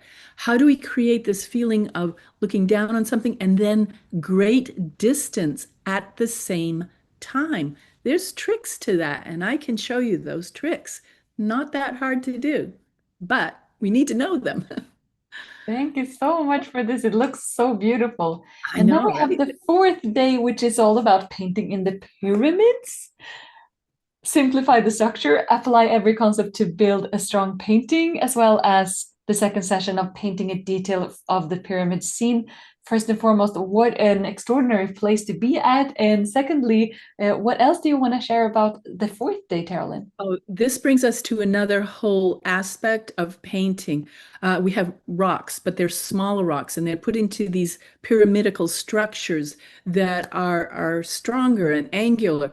We need to find, like, if you look at this photograph right here, it's very flat lit. It's flat lighting, and we need to have contrast and shadows. So we'll learn how to find the best scene as we move around and find that best angle to again portray the feeling that this is a solid rock item. We'll probably also bring some plastic wrap, was one of my tricks for making a lot of little rocks, and we'll play with textures and strong values and structure. Thank you so much for Mhm. taking us with you on this completely different texture and the different techniques that everyone gets to try. Then we have the fifth day, which is a boat trip on the lagoon of 7 colors and channels of the pirates, sketching, swimming, sightseeing. Sounds like a lot of fun. Fuerte de San Felipe de Bacalar, the fort and the detail, complete large painting, mini exhibit. Bring your paintings and choose a favorite and certificate ceremony farewell dinner. This is the big final painting day. What happens on this day, Terrilynn?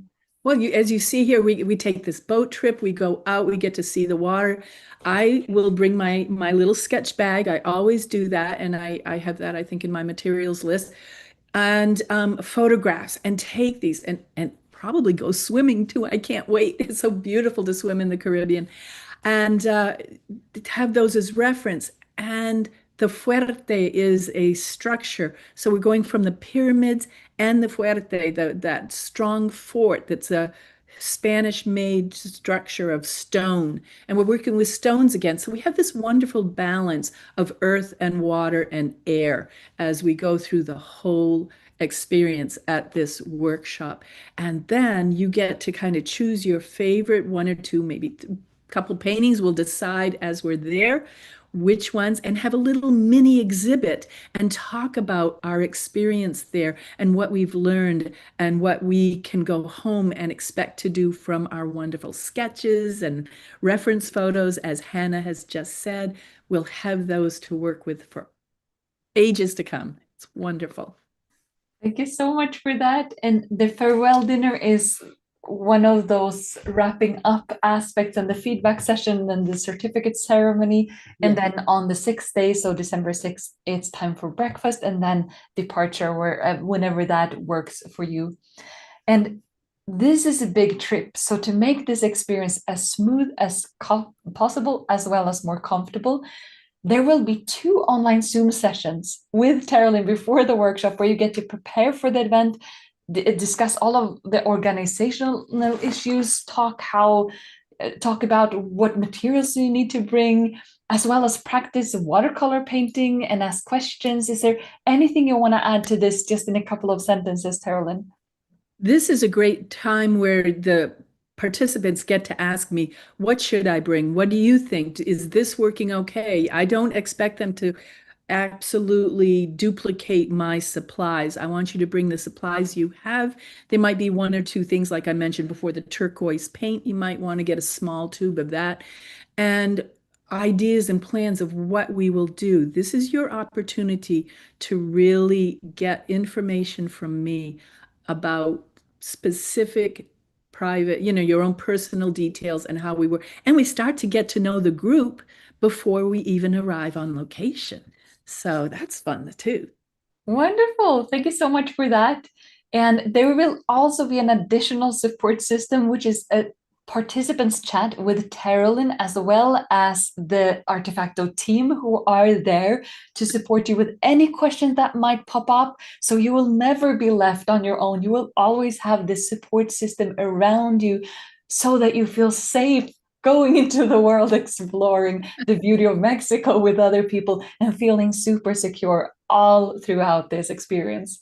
And here you can also share ideas, tips, inspiration, and support each other and have this as a way of keeping yourself inspired and motivated.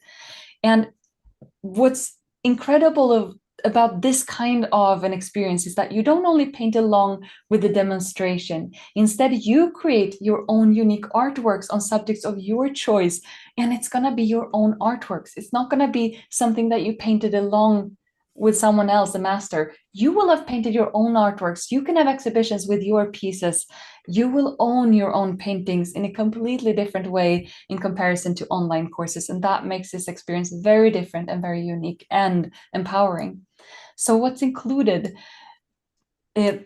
You will have to find your own way to get to the airport, but from the airport to all of the locations, that is included, as well as the 4-day plein air workshop with Terrilynn, including all of the organizational team being there for you, accommodation with breakfast for 5 nights, single or shared double. You can choose. There will be 2 different tariffs, including welcome dinner and farewell dinners. So we have 2 dinners as well as breakfast. The other meals will be free. They will be up to you to find where you want to go and eat so that you have some freedom as well to find out where you want to lunch and have dinners at the days in between the first and last day. There will be the boat tour included to the lagoon of 7 colors with soft drinks and fruits included as well. We have the WhatsApp group. We have the 2 Zoom sessions. We have a certificate as well as a mini exhibit, personal feedback and support from Terrilynn all throughout this experience. We have a loyalty program, so you will also get an additional discount. So you will get a discount on future Artefacto plein airs. And you will actually also get the online course Seashore Expedition or the Sketch to Success, whichever you choose, whichever one you don't own. And if you have already purchased both of these, just write to the team and they will find a solution for you. You will also receive a bonus, so a library of knowledge by Terrilynn with 4 recorded lessons. Here are the 2 options.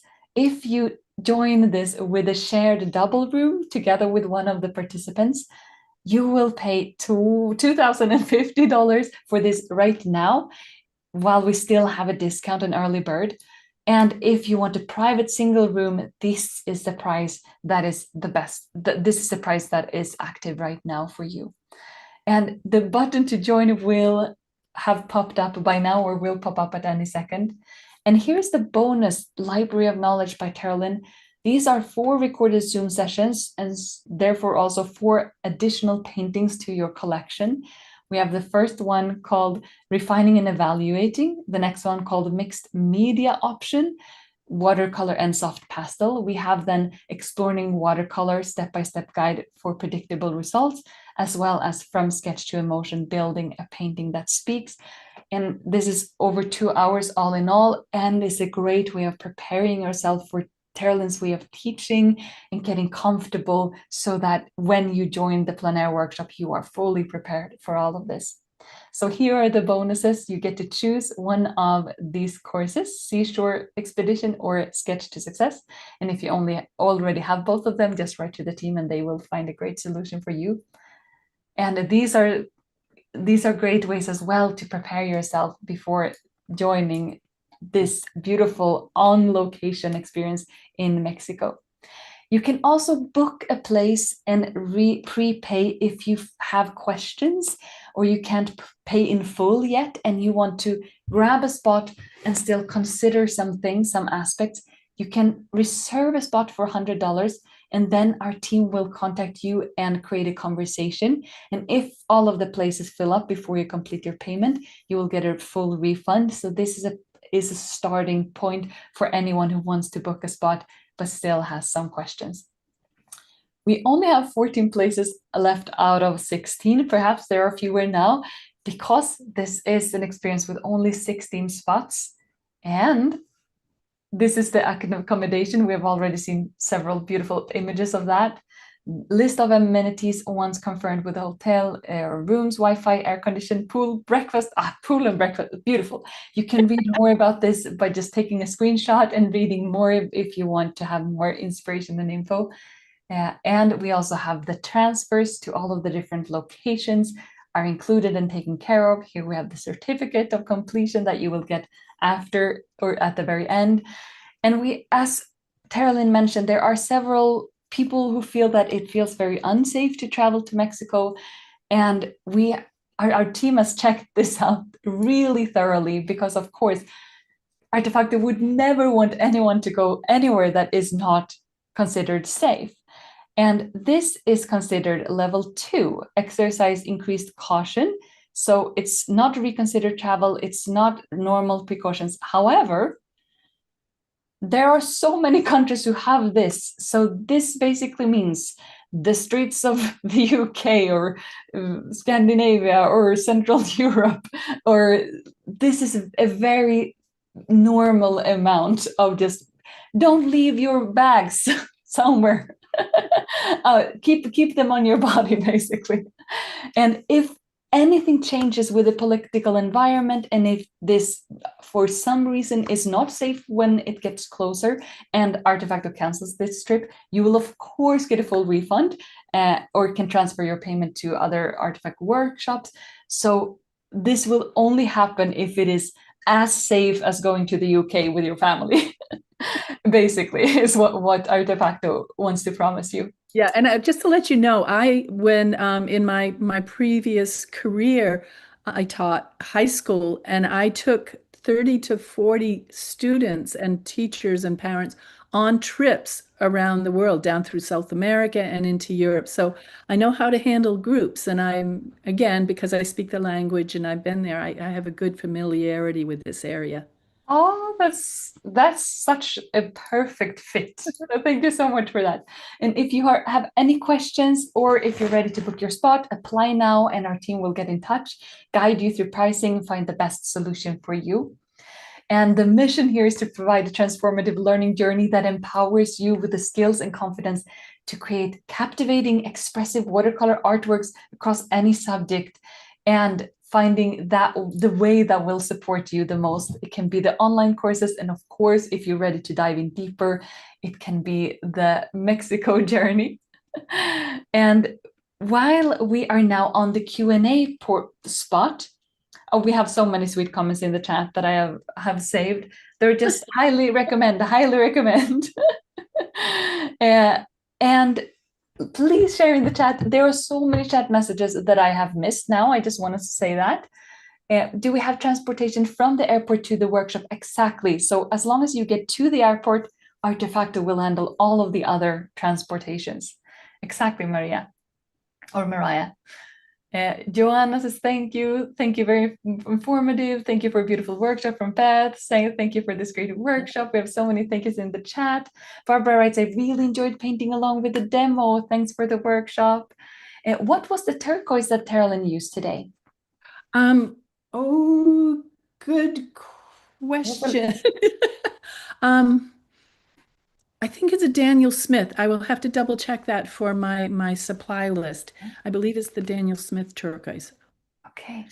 I buy things and I'm like, yeah, this is working. And I just kind of Yeah. hang on to it. So I'm not that concerned about the exact word. And to let you know too, the WhatsApp group is helpful pre-workshop, during the workshop, because it's free internationally. It's free to download. You can share photos, videos, anything, and it's for anyone. And my last workshop, we're still in touch on WhatsApp. We still encourage each other through our old WhatsApp. So it works very well. Yeah. Wow. We have lots of thank yous in the chat. Let You're me welcome. take a look if there are any questions.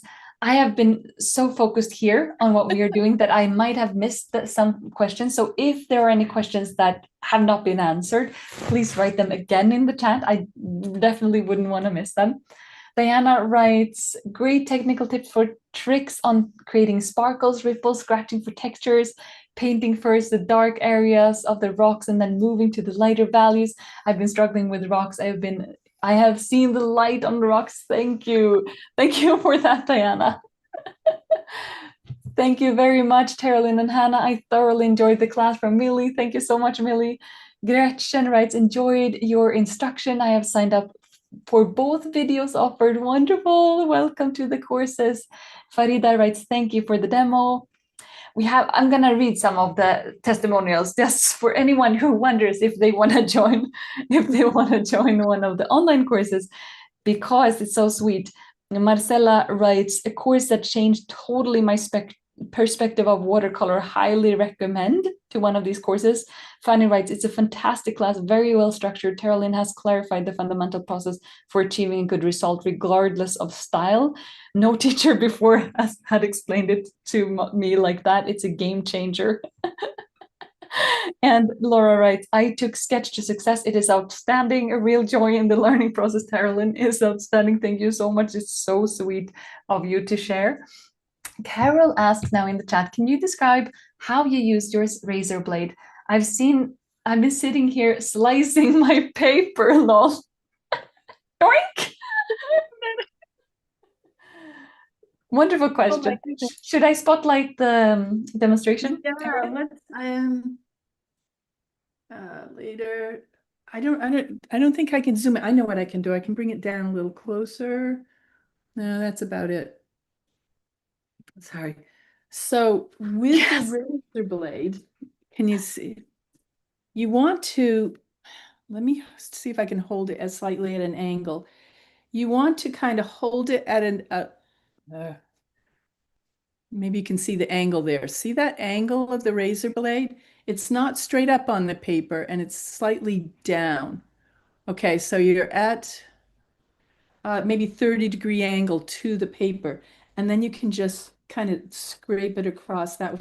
And what happens with the straight edge, like see if I do it this way, it's a looser scrape, and then I do that to kind of clean it off. So see how that is a looser scrape. So it's a variety. And these are sharper lines here because I held that line in place with the straight edge. So you don't want to dig down into it. You just kind of want to slide the razor blade across, kind of at an angle as if you were going to scrape a window. You don't want it straight on. You want it at a little bit of an angle. Does that make sense? So much sense. Thank you so much for that. Yeah. We have a comment here from Mina who writes, there aren't any questions today since she already answered all the questions even before they popped up. Well, what good am I then? I've answered everything. You're all good. But that is actually perfect. Noreen writes, a wonderful demo. Love your paintings. Wanda writes, thank you. Oh, that was Noreen. And Wanda writes, thank you very much. Yeah. That is actually perfect because we've been here exactly 2 hours now, a couple of minutes. We did it. So that is, I think we should just say that We did it. It was perfect. And if anyone has any questions about the plein air workshop, it's a big decision. Don't hesitate to contact our team. They are there for that. There is a team waiting to be in contact with you to answer all of your questions that you may have. It's an incredible opportunity to spend time together with Terrilynn in a beautiful warm environment in December, which for some of us is like a dream come true. And of course, if you have any questions about the online courses, write them as well. You can write about that as well. Big thanks to Terrilynn and Hannah from Marcela. And this has been such a pleasure. And I am just so excited for everyone who joins either of the courses, or even more so who joins the Mexico experience. Thank you so much for sharing so many insights, so much inspiration, so much joy of painting, colors, and the joy of planning. I mean, come on. Who can make that sound fun? Terrilynn can. I don't know. Was it fun? It's important, and it really Yeah. builds your painting toward the end, and that's vital. It's Yeah. vital. Do you have any final words for someone who's a bit curious but still have some thoughts about, should I join the offline workshop? Yeah, the off. I just when I do offline workshops, it's funny they call it offline, live Yes. workshops in person. Yeah. It makes such a difference. I mean, the courses online are nice, but that personal touch and that personal attention as your teacher is watching you make your brushstroke or mix your paint, that's invaluable. It can change you so much in your painting career. Wonderful. I hope that every one of you is inspired. Thank you so much for all the sweet comments in the chat. This has been such a lovely place to be at, with all of these lovely comments in the chat and all of the lovely inspiration from Terrilynn. So thank you so much, everyone, for creating this beautiful experience. And I wish you a wonderful rest, an inspiring rest of your morning, afternoon, evening, night, whatever time it happens to be for you. And thank you so much again, Terrilynn. Thank you, Hannah, so much. It's a joy to work with you. You're so gracious and knowledgeable and eloquent. I love it. Thank Thank you you. And so thank you, much. everybody, for coming. I don't see the chat or anything.